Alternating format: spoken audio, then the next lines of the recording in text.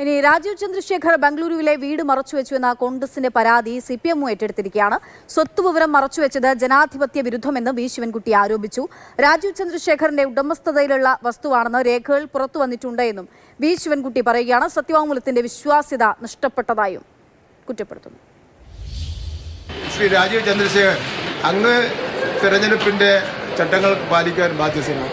അങ്ങയുടെ കോടിക്കണക്കിന് രൂപയുടെ സ്വത്ത് തെരഞ്ഞെടുപ്പിൽ ഇറക്കാൻ വേണ്ടി പറ്റില്ല.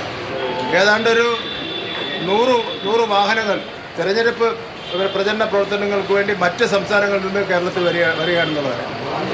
എനിക്ക് സംസ്ഥാന RTOയോടും ട്രാൻസ്പോർട്ടിലെ ബന്ധപ്പെട്ടവരോടും പറയാനുള്ളത്, അതെല്ലാം നിയമാനുസരണമുള്ള വാഹനങ്ങളാണോ എന്ന് സംബന്ധിച്ചിടത്തോളം ഒരു പരിശോധന ആവശ്യമാണ്. അപ്പോൾ അദ്ദേഹം പറയട്ടെ, ഇനി ഇന്ത്യയിൽ എത്ര കമ്പനികളുടെ ചെയർമാനാണ് ഞാൻ, അത് എത്ര കമ്പനിയുടെ പാർട്ട്ണർഷിപ്പ് എനിക്കുണ്ട് എന്നുള്ള കാര്യം അദ്ദേഹം വ്യക്തമാക്കട്ടെ. ഈ തെരഞ്ഞെടുപ്പ് പത്രികയിൽ സ്വത്തുവിവരം മറച്ചുവെച്ചു എന്നുള്ള ആരോപണം രാജീവ് ചന്ദ്രശേഖർ തള്ളുകയാണ്. പരാതിയിൽ ആരോപിച്ചിട്ടുള്ള ബംഗളൂരുവിലെ വീട് തന്റെ പേരിലല്ല എന്നുള്ളതാണ് അദ്ദേഹത്തിന്റെ പ്രതികരണം. പാർട്ട്ണർഷിപ്പ് കമ്പനിയുടെ പേരിലാണ് വീടുള്ളത് എന്നും രാജീവ് ചന്ദ്രശേഖർ വ്യക്തമാക്കി.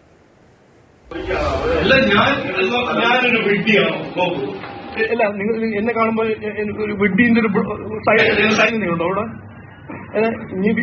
ഞാൻ താമസിക്കുന്ന വീട് ഞാൻ എന്താ ഒളിച്ചു വെക്കാൻ പോവാണോ? ഇത് എന്താണ് നിങ്ങൾ പറഞ്ഞത്? ഇവരെ നോക്കൂ, ഞാൻ ഇത് ഏറെ റെസ്പോൺസിബിലിറ്റി പറയണേ. ഇതൊരു വിഡ്ഢിത്തരമാണ്. ഞാൻ ഒരു കുറച്ചൊരു അക്കംപ്ലിഷ്ഡ് ആളാണ്. എത്ര കൊല്ലമായിട്ട് കുറച്ച് അനുഭവമുള്ള ഒരാളാണ്.